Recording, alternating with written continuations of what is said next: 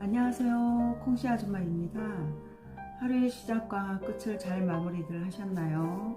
오늘은 나와 세상을 바꾸는 힘에 관하여 전념이라는 책을 소개하고자 합니다. 피트 데이비스의 지음, 신윤이 옮김.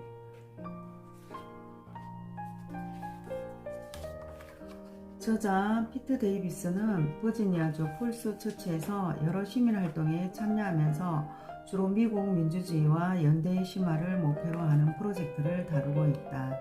또한 민주주의의 심화에 초점을 둔 주 정책 단체인 민주주의 정책 네트워크의 공동 창립자이며 2015년에는 게더웨이라는 회사를 공동 창립했다.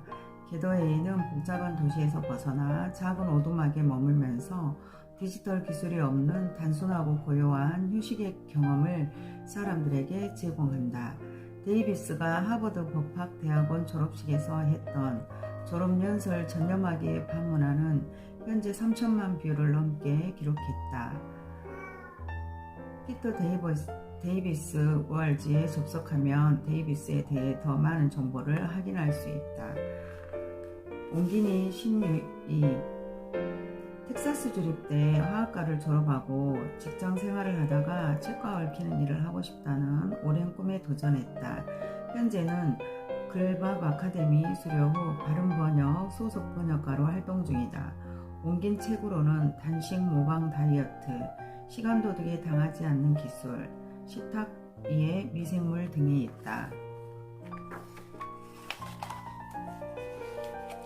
전념이란 내용책에 오늘도 제가 읽은 부위에서 짧게 공유하고자 합니다. 진짜 자아 찾기, 융통성 그리고 그로 인한 탐험의 기회가 가져다주는 가장 중요한 결실은 탐색 모드의 두 번째 장점으로 이어진다. 탐색은 진짜 자신을 반영하지 않는 채 단지 내가 어떤 위치에서 태어났는지만으로 정해지는 물려받은 전념에서 벗어나게 해준다. 가톨릭 신비주의자 토머스 모트는 종종 가짜 자아에 관한 글을 썼다. 가짜 자아는 우리를 그림자처럼 따라다니는 한영에 불과한 자아로 좀 더 쉽게 말하면 나는 이런 사람이 되고 싶다라고 잘못 인지하고 있는 자아다. 가짜 자아는 가족이나 친구들을 제일 기쁘게 해줄 것 같은 사람, 공동체 내에서 특권층에 속하는 사람, 특정 지위를 얻을 수 있는 사람인 경우가 많다. 그러나 모트는 이러한 자아가 착각이라고 꼬집는다. 이는 현실과 삶에서 벗어나는 자아이며 신이 내려준 소망에서 벗어난 자아다. 그러나 우리는 그 환영이 진짜 자아라고 착각한다. 가짜 자아의 옷을 입혀서 존재하지도 않는 허상을 객관적인 진짜처럼 만들어 버렸기 때문이다. 기쁨과 영광을 붕대처럼 칭칭 감아서 가짜 자아를 세상과 우리가 지각할 수 있는 실체로 만들었다. 마치 눈에 보이는 물체로 표면을 덮어야 비로소 거기에 누군가가 있음을 알 수 있는 투명 인간 같다.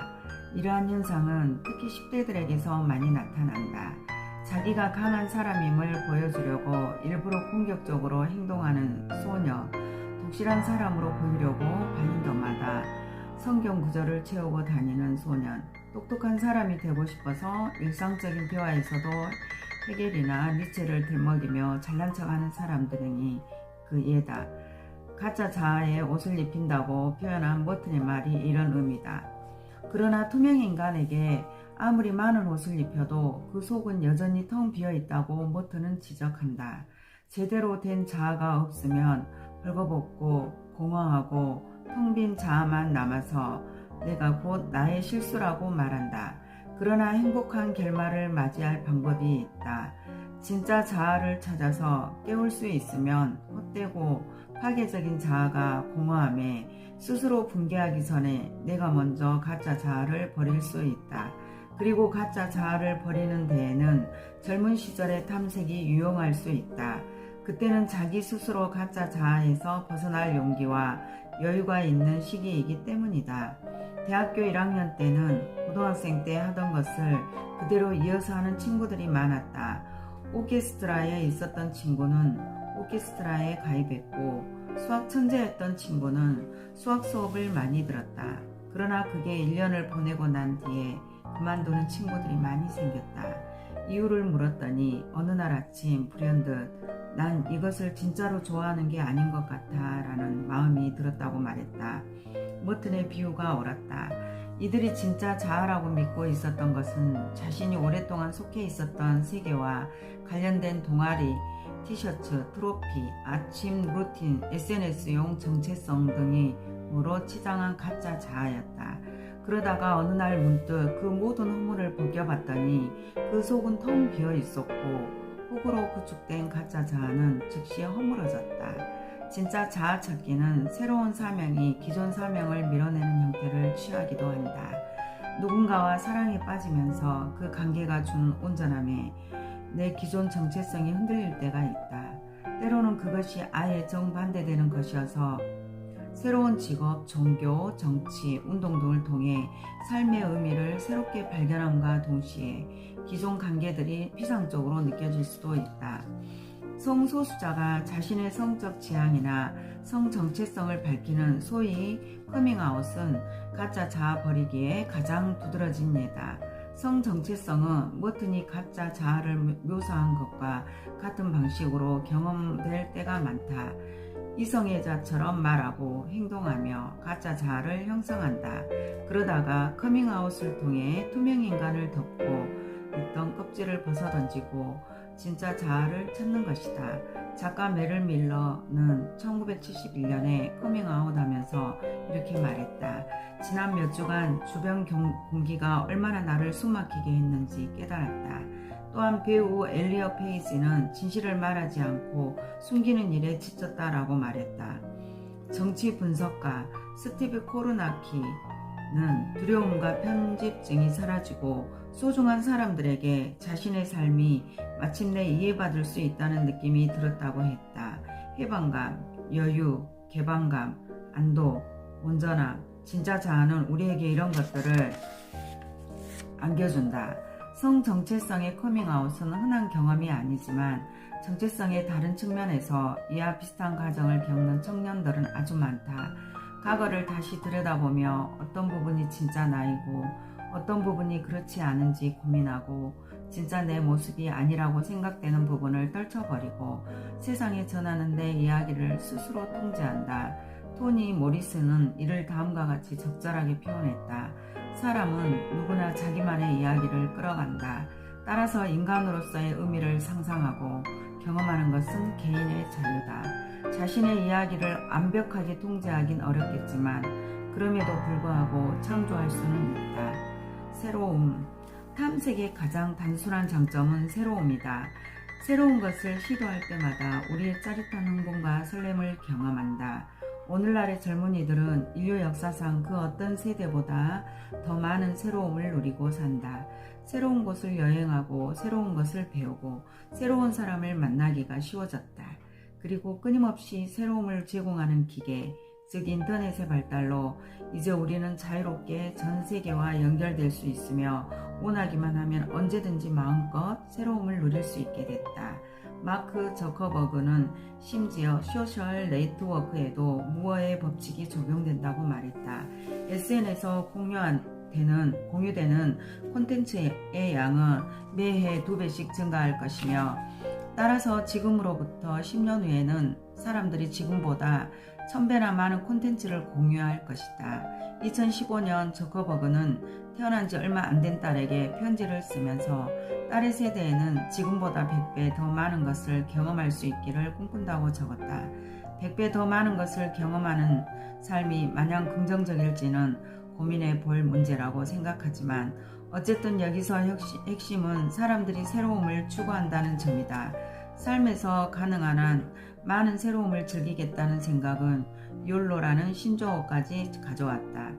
거기에 뒤따라서 발음이 비슷한 포모도 등장했는데 이는 한 번뿐인 인생에서 남들만큼 충분히 경험하지 못할까봐 두려워하는 공포감을 가리킨다. 작가 그레디 스미스는 이러한 사회적 분위기를 중심으로 생겨난 대중음악을 욜로팝이라고 불렀다. 이러한 음악은 지금 현재를 살고 절대 멈추지 말고 가수 캐시아의 말처럼 당장 내일이라도 죽을 수 있다는 생각으로 살라고 강조한다. 새로움을 경험할 때 사람들은 다시 아이가 된 것 같은 기분이 든다고 한다. 2010년 저널리스트 루 앵카는 매일 같은 일을 일상이 반복되면서 희미해진 어린아이와 같은 호기심이 그리워졌다. 그래서 1년간 적어도 하루에 한 가지씩은 이전에 한 번도 하지 않았던 새로운 일을 시도해보기로 계획했다. 복권을 사고 짚라인을 타고 만화책방을 구경하고 보디빌딩 대회에 참가하고 그 외에도 361가지의 새로운 경험에 도전했다. 최초의 누구누구로 가득한 한 해를 보낸 후 그녀는 한층 더 자유로워진 듯한 기분을 느꼈다. 삶이 놀라운 방식으로 열렸어요. 그녀는 이렇게 말했다. 최초, 즉 새로움은 신선한 공기, 신선한 삶과 같다. 이처럼 무한 탐색 모드는 적어도 어느 시점까지는 진짜 끝내준다. 나와 세상을 바꾸는 힘에 관하여 디케이티드 전념이라는 피터 데이비스의 지음에 라는 책을 오늘 또 이렇게 새롭게 홍시 아줌마가 짧게 공유해 봅니다. 피터 데이비스는 우리의 문화에 꼭 필요한 지혜를 제시한 것 같습니다. 이 전념이란 책은 행복과 성공을 추구하신다면 반드시 읽어야 할 21세기의 최고의 책이라고 나와 있습니다. 세상은 하루아침에 바뀌지 않는다. 무언가를 바꾸려면 오랜 시간을 들여야 한다. 바꾸고 싶다면 전념하라. 그래서 우리에게는 전념이 필요하다. 전념은 세상을 바꾸는 진정한 힘이다. 이 책은 다른 선택지를 배제하고 무언가에 온전히 몰두해 본 사람들을 위한 책이다. 현 시대의 문화와 반대되는 도발적인 의견을 제시하는 피터 데이비스는 왜 사람들이 끈기 있게 지속하지 못하는지를 말하고 있습니다. 저자는 어떻게 하면 우리들이 전념하는 법을 배울 수 있을 것인지 자세히 이 책의 내용을 나열해 놨습니다. 저와 여러분들도 콩씨 아줌마처럼 어떠한 한계에 부딪혀서 포기하고 싶을 때가 많이 저에게도 있는 것 같았어요. 많이 있었습니다. 그래서 제가 요즘 책을 많이 찾고 읽고 책 속에서 찾아내고 있습니다.